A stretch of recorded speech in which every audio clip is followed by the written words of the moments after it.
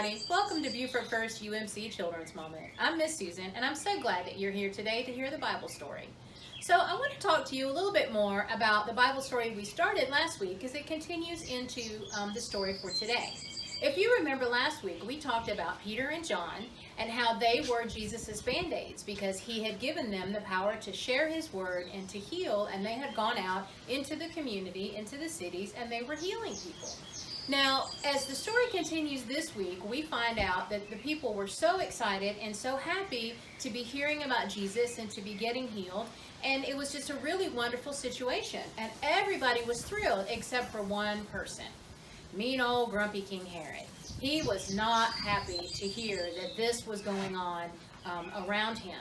He said to one of the other guards, I don't know who they think they are out there acting like Jesus healing people. They just think they're some kind of special. Matter of fact, I don't like it at all. I'm going to put Peter in prison.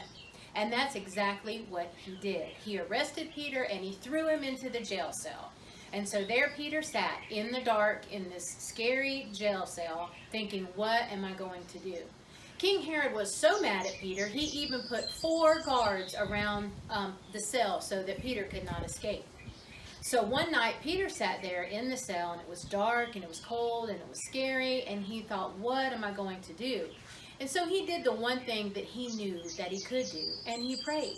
He relied on his faith, and he prayed to God that he would be released. Well, a little while later, he noticed that all 4 of the guards had fallen asleep around him. And then all of a sudden appeared an angel.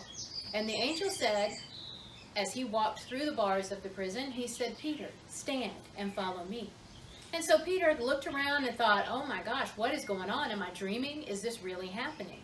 And so he stood up, and as he did, his handcuffs fell off, and the shackles on his legs fell off, and he walked, and he followed the angel right through the bars of the cell out into the street. And still, Peter was thinking, I must be dreaming. This can't really be happening. So he looked at the angel smiled and disappeared. Well, so Peter continued to walk along thinking, what in the world just happened? I have to go share this with the disciples. And so he goes to the house where the disciples are, and he stands at the door, and he knocks. And from the other side of the door, he hears, who is it? And he says, it is I, Peter. And from the other side of the door, he heard a voice saying, that can't be Peter. You're crazy. Peter is in jail. And he said, no, really, I am Peter. So when they opened the door, they saw him standing there, and they were so happy that he had gotten out of prison. And so they welcomed him in, and they hugged him, and they just were so full of love. And so Peter sat down, and he shared his story of how the angel had appeared to him and released him from prison. And he knew that the angel appeared because he had prayed. Because Peter knew because he had believed in his faith and he was strong in his faith and that he had prayed for help, that the angel had come to help him. And sometimes in our daily walk, in our Christian life, we find ourselves in scary, uncertain situations as well, and we don't really know what to do. Things seem out of control, and we just don't know how to handle things. But we know the one thing that we can always do is pray, because we know that Jesus lives where? In our hearts. And we know that we can pray to him, and he will come and he will help us. So I want you guys to remember that this week as you go out and share Jesus' love with other people. Be Jesus' band-aids, be his disciples, go and share his love with everyone. Are you guys ready to pray?